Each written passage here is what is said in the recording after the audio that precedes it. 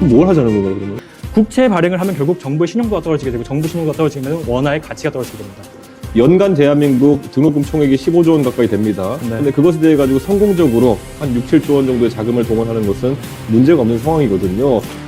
지금 이 논리가 안 맞는 게 뭐냐면요. 이미 존재하는 사람들의 혜택을 뺏을 필요가 없다는 것이 문제입니다. 인프라라고 해봤자 지하철 아닌 버스지 뭐가 있어? 킥보드 할까요, 그러면? 해외에서 낮은 임금을 받는 건 해외 자체의 물가가 낮아서 그 정도의 임금을 받아서도 충분한 생활력이 되기 때문에 외국인 노동자가 일을 하는 거라고 생각을 하는데요. 막상 이게 우리나라에서 최저임금 낮춰서 돌아왔을 경우 외국인 입장에서는 여기에 왔다는 리스크와 가족에게 돈을 보내야 되는 그 돈이 확정이 되어야 되고 또 거기서 팔아야 될 돈까지 마련을 해야 되는데 낮아진 최저임금으로 과연 외국인 노동자들이 살아갈 수 있을지 이분들이 선택하는 겁니다. 우리가 이분한테 얘기했을 때 그분들 제시하지 않으면 기업에서 또 그걸 올려서 제시할 겁니다. 그렇기 때문에 저는 생각하는 것처럼 이렇게 정말 한국에 와서 일해가지고 남는 돈도 없는데 억지로 끌려오고 이런 것도 없을 거다. 이렇게 말씀드립니다. 저는 결국 그러면 우리나라 입장에서는 기업의 리쇼어링을 장려하는 건데 이 리쇼어링을 장려하는 게 과연 기업한테 이익이 될지 그래서 기업한테 이익이 돼서 우리나라의 전체적인 순이익으로 돌아올지도 한번 따져봐야 된다고 생각을 하는데요. 최근 근데 의원님께서 아시다시피 관세나 보호무역 형태가 점점 강화되고 있습니다. 이런 상황에서는 공급망 자변화를 통해서 이 위험성을 분산하는 것이 중요한 전략 중 하나인데요. 이런 상황에서 우리나라 입장에서 기업들이 우리나라에 들어와서 너희들 알아서 생산력을 갖춰라. 인건비는 싸게 해주겠다라고 장려하는 것이 과연 기업의 이득이 되는 건지 아니면 기업이 스스로 생존할 수 있는 기회를 저희가 뺏는 건 아닐지 우려가 됩니다. 우리가 아까 말씀하신 이유 때문에 생산기지를 다변화하면서 일정 부분 이득을 본 것도 있지만은 최근에 미국 중심의 새로운 통상 질서에서는 이게 리스크가 되고 있어요. 가장 대표적으로 대한민국의 많은 기업들이 이제 생산기지를 중국에 뒀다가 정치적 리스크 때문에 설비 놔두고 거의 도망치다시피 하는 경우가 있고요. 두 번째로는 베트남에 지금 삼성전자 비롯해서 많은 기업들이 들어가서 이미 상당한 투자를 해놓은 상태였어요. 베트남은 대한민국의 어쨌든 협력 동반자가 되려고 하는데 미국이 베트남에다가 갑자기 관세를 한국보다 훨씬 세게 때려버리는 겁니다. 그러면 우리가 사실 베트남에 가가지고 그래도 아직까지 생산기지로서의 매력이 있겠지만은 있던 이익의 상당 부분을 지금 손실을 보고 있는 거예요. 저는 앞으로 환경규제나 이런 측면에서도 우리 기업들이 예기치 못한 타격받을 수 있기 때문에 국내 기준 적용이 낫다는 생각입니다. 과연 우리나라의 생산 기지를 옮기는 것이 과연 최선이 될 수 있는가가 저는 중요하다고 생각을 하는데요. 예를 들어서 지금 LG전자 같은 경우 올 3분기 연결 기준 매출액이 21조 8천억 정도였는데요. 전년 동기 대비 1.4%가 감소한 수치이지만 현재 관세나 이런 걸 봤을 때 굉장히 높은 수치로 평가받고 있습니다. LG가 이렇게 타격이 적었던 이유는 가장 크게 말을 하는 것이 공급망 다변화로 인해서 지금 새로운 생산기지를 새로 건설하는 것이 아니라 지금 멕시코, 베트남, 중국에 있으니까 지금 관세가 멕시코가 좀 적네? 그럼 관세 생산량 늘려, 멕시코 생산량 줄여. 그래서 여기에 있는 걸 미국으로 수출해. 그리고 관세에 대한 타격을 덜 받는 이런 리스크를 분산하고 기업이 유연하게 대처할 수 있다는 것입니다. 제가 사실 여러 개를 다 조금씩 준비하긴 했는데 첫 번째 게 제일 자신이 있어서 후다닥 나갔는데 다행히 그걸 할 수 있게 돼서. 예산 마련은 어떻게 하실 생각인가요? 현재 지금 청년 인구 만 19세에서 34세가 우리나라에 지금 한 1,025만 명 있고요. 이 중에서 고졸 이하인 청년들이 약 17.4%니까 단순 계산만 하더라도 약 174만 명입니다. 이 중에서 한 예상 참여율 몇 %로 보시는지 그리고 예상 참여율에 따른 예산을 산정을 해서 그 예산을 어떻게 마련할 것인지 좀 여쭤보고 싶습니다. 실제로 은행 이자율보다 크게 높지 않은 형태로 구성되게 되면은 네. 저는 이거는 당연히 많은 사람 거의 80-90% 이상의 청년들이 참여할 수 있다 이렇게 보는 거고요. 잠시만요. 네. 80-90% 이상이 참여하게 되면은 들어가게 된 예산만 하더라도 거의 15조 원인데 1년 예산만 15조 원이면은 이거 예산 마련 어떻게 하실 생각이십니까? 15조 원은 어디서 재원을 확보합니까? 예산이 15조 원이라 보면 안 되는 것이 네. 결국 이것은 이자율에 대한 부분이거든요. 대출 금액 중에서 부도가 발생할 가능성이 얼마 정도 있느냐 그리고 이거의 이자율이 실제 은행 금리나 시중 금리 어느 정도 차이가 나느냐를 놓고 이제 보는 것이기 때문에 그 정도의 보증 부담만 있을 뿐이지 실제 예산이 많이 투입되지 않죠. 네, 기회불평등을 해결했다는 의도 자체는 저도 굉장히 공감을 하고 좋은 정책이라고 생각을 합니다. 그런데 문제는 이렇게 되면은 세부적으로 계획도 없는데 15조 넣겠다는 말씀 듣습니다. 도대체 어떤 사업을 구조조정을 하실 건지를 말씀해 주셔야 되는데 그 얘기는 지금 빼놓으시고 그럼 당연히 그것들에는 국채 조달의 기본으로 만약에 들어간다 이렇게 보면 될 것 같고 왜냐하면 조달 국채 금리를 조달이 낮춰야 되는 것이기 때문에 네. 국채 당연히 조달해야 되는 것이고 금액 같은 경우는 기금 마련 같은 경우에는 사실 그렇게 아주 쉽게 들어갈 수 있는 부분은 아닙니다. 하지만 국채라든지 특정 목적의 어쨌든 채권 발행이라든지 이런 것들은 가능하다 충분히 생각합니다. 지금 대한민국 정부 부채 비율만 하더라도 50%를 상회하고 있는 상황인데 이런 상황에서 국채 발행을 추가적으로 하시겠다는 것은 이것이 만약에 지원금으로 나간다.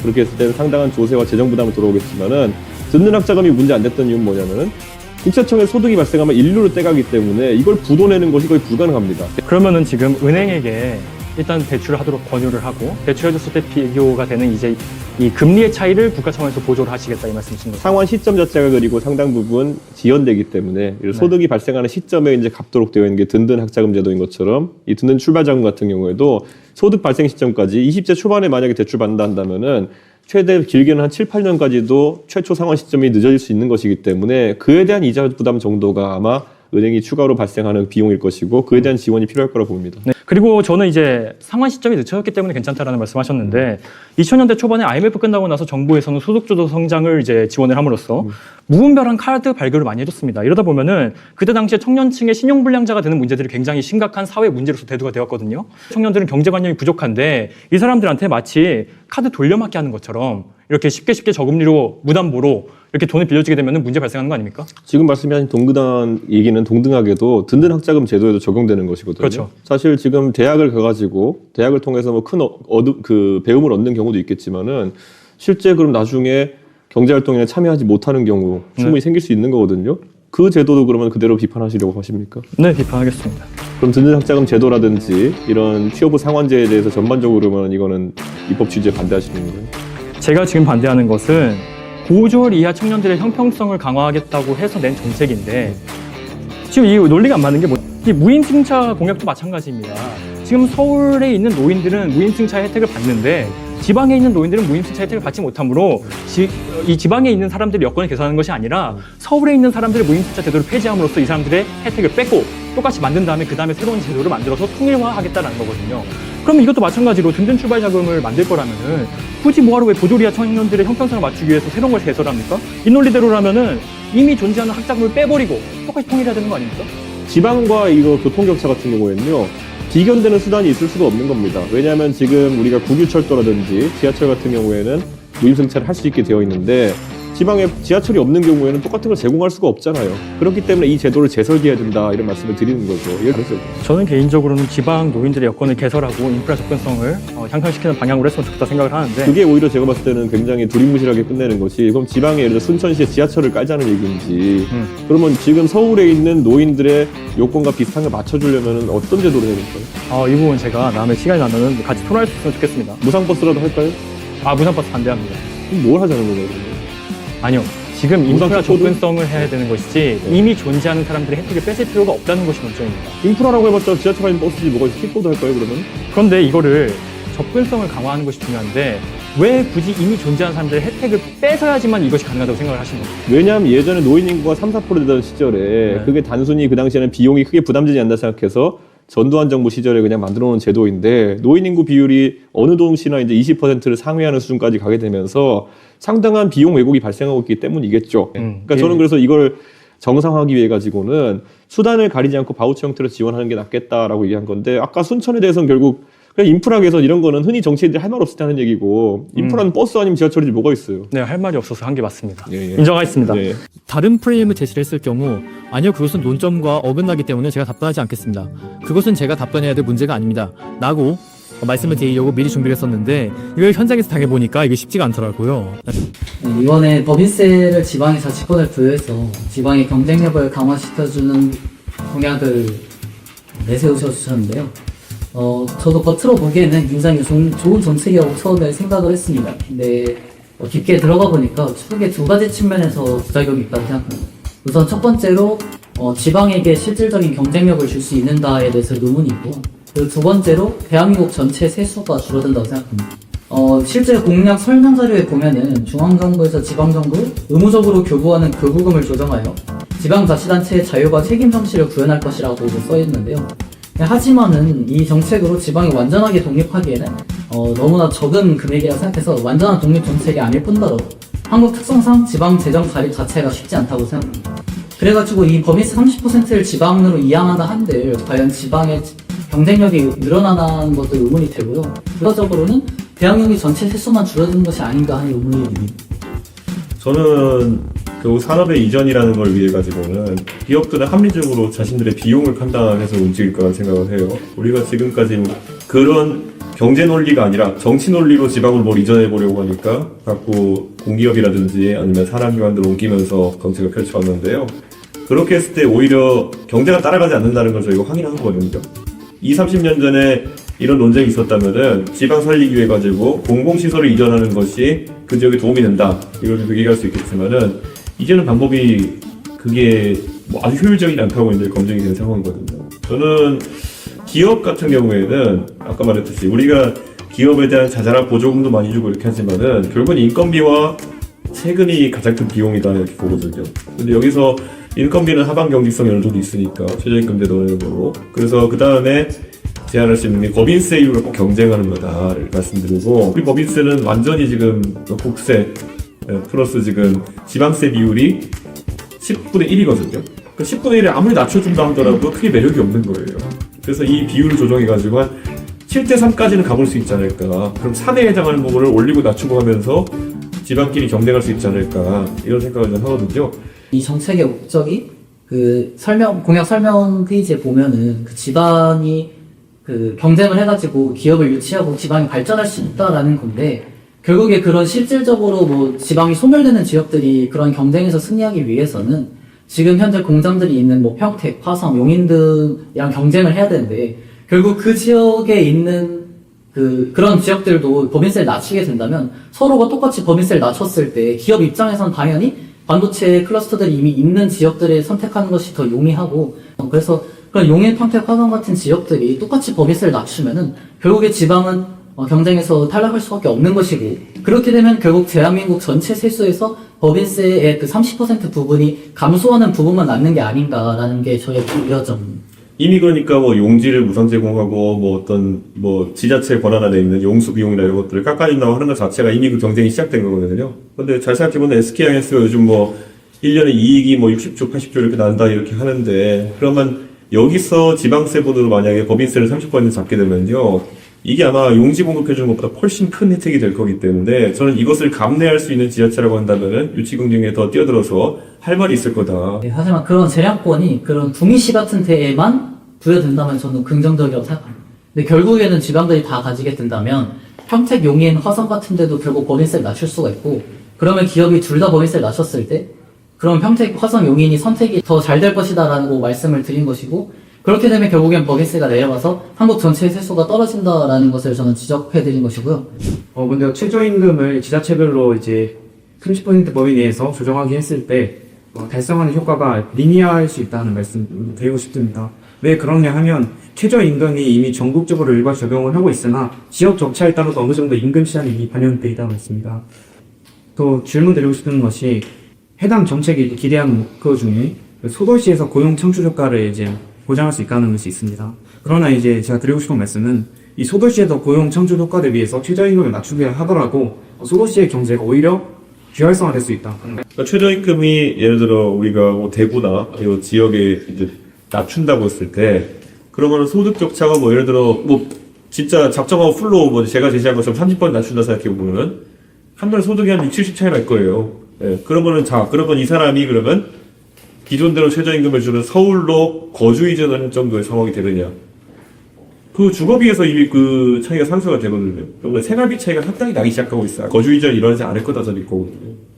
네, 저도 동의하는 부분이 지방에서 이제 서울로의 이제 이전은 당연히 이제 뭐 힘들게 했지만은 제가 말씀하셨던 부분은 이제 지방이 아닌 곳에서 지방으로 이전하냐고 할 때 그것이 고려사항이 되지 않겠느냐. 결국 지방으로의 이제 순유입을 감소시키는 효과가 있지 않겠느냐. 이런 말씀. 지금도 순유입 없다고 생각합니다. 예, 순유입 없고 예를 들어 최저임금을 적용했을 때 어떤 업종이 생길 수도 있겠죠. 다른 지역에서는 이 업종이 예를 들어서 말이 안 되는 업종인데 여기 노동비용이 싸기 때문에 할 수 있는 사업일 수도 있겠죠. 그러면 산업이 생기고 거기에 따른 유익이 좀 생길 수 있다라는 생각을 하거든요. 결국엔 신고연금을 분리하게 되면 신용도면 수익비가 결국엔 비용도에 비해서 훨씬 더 낮게 측정될 가능성이 되게 높습니다. 구연금을 분리하게 되면 구연금이 지금 현재 수익비가 2에서 3 정도 되는데 이 부족한 부분들을 어떻게 해결할 것인지. 그러니까 채권 시장에 가보면요 여러 가지 상품이 동시에 거래되고 있죠. 어디는 아주 신용도가 높은 A등급 채권이라 그러면 이자를 적게 주죠. 근데 예를 들어 C등급 채권 같은 경우에는 이거 이자율이 뭐 16% 나오기도 하는데 이거를 투자한 사람은 많지 않습니다. 왜냐하면 부도 확률이 있기 때문에 충분히 그 C와 A등급 채권 중에서 합리적으로 젊은 세대를 선택할 수 있어야 된다라는 생각을 하는 것이죠. 또한 지금 기초연금제도라든지 국민연금의 어떤 김감도 동안 메우기 위한 제도들이 있는데요. 그거의 재원을 통합해가지고 그런 부족을 메꾸는 것이 필요하다고 생각합니다. 구연금 같은 경우에 세금 저금額수익비를 어느 정도 보장하지만 신용금 같은 경우에는 결국엔 확정기형으로 수익비를 1로 수급하게 됐다고 하면 결국엔 세금을 내는 주체는 누굽니까? 이금 성공이 아니겠습니까? 그리고 결국엔 이금 성공이 더 낮은 기대 수익비를 갖고 그리고 세금으로 결국엔 구연금 부담해야 되는 구조까지 된다는 점 강조드리겠습니다. 우리가 지금 이 제도를 계속 운영할 때 재정에 있어서 젊은 세대가 지금 나중에 부담하는 게 클 거라 그러는데요. 빨리 안 움직이면 더 커집니다. 이 말씀 드린 이유는 재정을 투입하겠다 그러면은 지금 일부 교수님들과 상의해 보면은 한 재정에 우리 GDP 1% 정도 투입하자 그런 원칙 같은 걸 제시하는데요. 그걸 지금부터 투입하기 시작하면은 지금 가장 많은 부담을 하는 것은 지금 경제활동을 현발이하는 40대, 50대가 아마 가장 큰 부담을 할 겁니다. 근데 이런 과정을 미리 마련하지 않고 나중에 일이 터져가지고 한 20년, 30년 뒤에 재정 투입을 하기 시작하면은 지금의 20대, 30대가 그때는 재정의 주요 부담 주체가 돼가지고 이 공간을 다 메꿔야 되는 거죠. 지하철 노인 무임 승차 제도 그 폐지하고 12만 원 바우처를 주자라고 네. 주장을 하셨어요. 그래서 이제 첫 번째로 이제 여쭤볼 것은 이제 노인 무임 승차가 진짜 지하철 적자의 핵심 원인이어서 정말 그렇게 많은 적자들을 발생을 시키는 것이 맞느냐에 대한 지적입니다. 뭐 일례로 이제 노인 무임 승차 제도가 없는 경기버스 같은 경우에는 4년간 4천억의 이제 손실을 내고 있고 낮은 그 버스 운임, 지하철 운임과 그리고 그 수도권 통합 환승 제도 같이 이제 돈을 여기저기 분배를 해야 하는 과정이 있어서 적자가 발생하는 것이 아닌가. 그 부분이 더 크지 않나라고 생각을 해서 우리나라에서 교통으로 인한 그 비용이 상당히 많이 발생하고 있죠. 이거는 그 내는 금액뿐만 아니라 시간 비용도 많이 발생하고 있는 거거든요. 그건 이제 서울이 확대되면서 이렇게 장거리 통학이나 통근을 해야 되는 사람이 늘어나면서 근데 그 사람들한테 뭐 미국식으로 아니면 일본식으로 하루에 4,000원씩 이렇게 한 편도 교통 비용을 내게 하고 이런 게 거의 불가능하기 때문에 그런 거거든요. 서울이 너무 확장이 돼 버렸다. 수도권에서는 특히 그런 게 하나의 문제가 될 거고요. 당장 저 동탄에서 이제 GTX 한번 타면 4,500원 가까이 하는데 실제 그 요금이 탑승의 장애 요인이 되기도 합니다. 그걸 내고 탈 수는 없다 이렇게 얘기하는데 저는 대중교통 가격을 싸게 유지하는 것은 하여튼간 도시 과밀화를 막는 그런 의도가 하나 있는 거거든요. 근데 이거를 예를 들어 비용을 현실화한다고 해서 올려버리게 되면은 갈수록 직주 근접성이 높은 서울 중심부의 이런 부동산가나 아니면은 그런 수요 자체가 올라갈 가능성이 높다. 그것도 우리가 하나 좀 살펴봐야 될 거라 봅니다. 산업형 교정개혁 정책 잘 봤습니다. 그런데 이 공약은 사실 산업형으로 전환을 하면서 규모화와 직접화를 이뤄내면서 첨단 설비까지 도입하겠다는 걸로 저는 봤습니다. 이 경우에는 사실 천문학적인 것까지는 아니겠지만 정말 큰 규모의 예산이 들 것 같은데 재원 마련 방안이나 혹시 어디에 어떤 식으로 쓸 건지를 좀 들어볼 수 있을까요? 오히려 지금은 뭔가 기계나 이런 것들을 많이 쓰는 뭐 공업적인 가내수공업적인 요소에 지금 투자를 하고 있기 때문에 비용이 좀 들어간다 생각하고요. 사실 지금 우리나라의 수용자들도 기본적인 교육을 받은 사람들이 있을 테니까 지식노동 형태로 전환하거나 하는 거 오히려 돈이 그렇게 들지 않죠. 그렇기 때문에 저는 오히려 생산 설비에 비해 가지고 뭐 선반 밀링기가 갖다 놓고 이거 가르친다고 하는 것보다는 훨씬 적게 들지 않을까 생각합니다. 네, 좋습니다. 다만 또 제가 한마디 사족을 예. 붙이자면 사실은 개인적으로는 지금은 2차 산업에서 조금 더 AI 쪽으로 넘어가는 과도기에 있다고 봐요. 그래서 이 공약이 한 15년 정도 뒤에 나왔으면 조금 더 좋았을 거라는 생각을 해요. 지금은 약간 시기상조가 아닌가라는 생각을 저 개인적으로는 조금 해봤습니다. 15년 뒤에 아마 교도관이 로봇가 돼가지고 안 하고 있을 수도 있을 것 네, 같은데. 그러면 이제 문제가 또 예. 기적을 해결됐을 텐데 저는 오히려 GDP만을 강조를 하시는 게 도덕적 K를 야기를 한다고 생각을 합니다. 왜냐하면 이해상충을 야기를 할 수 있다고 생각을 해요. 왜냐하면 GDP의 어떤 케인즈적 지출 정의를 저희가 생각을 해보시면 C 플러스 I 플러스 G 플러스 X 마이너스 M인데 이 개별 요소에서 C 같은 경우에는 최근에 이재명 정부의 어떤 소비 쿠폰에 대해서 말씀을 드렸을 겁니다.